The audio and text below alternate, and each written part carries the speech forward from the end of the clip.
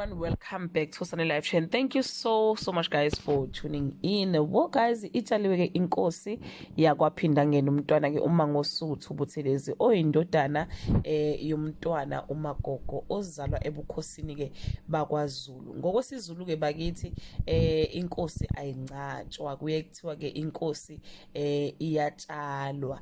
Lokho nizwana bethi ngikutshalwa inkosi, bekutshalwa inkosi cha. Ngokwesizulu, ngokwesintu, ngokwesintu sethu akushiwo ukuthi inkosi ke iyancatshwa, kuthiwa ke inkosi iyatshalwa ngoba kuthembakala ukuthi ke izomila nesizwe siqhubeke futhi sikhule. Futhi inkosi akushiwo ukuthi ke iyashona, ayishoni, ayifi, kodwa kuthiwa ke inkosi iyakhothama.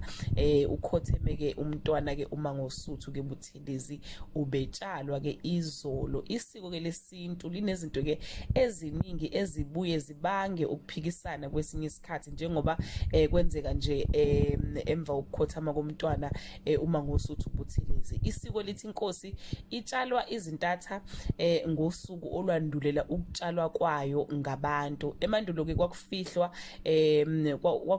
indaba yokutshalwa kwenkosi, nethuna layo lalingaziwa ngabantu kodwa lalaziwa ngumndeni kuphela. Naku ke umbuzo ubuzwa ngabantu, kungabe uShenge utshalwe kanjalo naye noma ube khona kuleli yabhokisi, njengoba ke kanti kuhlangene ke isizwe sonke, isizwe sonkana emagumbini amane omhlaba, ukuthi ube khona uShenge kuleli yabhokisi noma watshalwa mhlawumbe ngolesine noma ke ngolesihlanu. Abanye babuza umbuzo ukuthi uma ke ube sencathiwe vele noma uma ube setshaliwe vele, kusho ukuthi ke unamathuna amabili yini?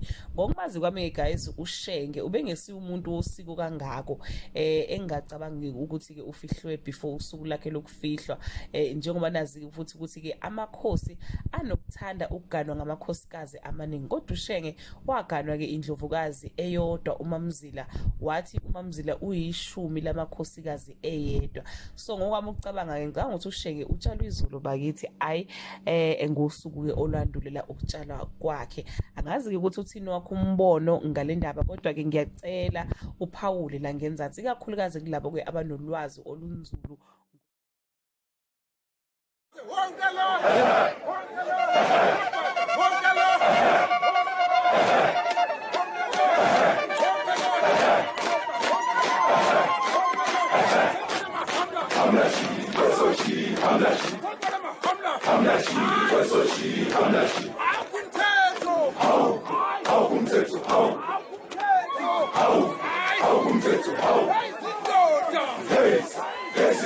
Hey,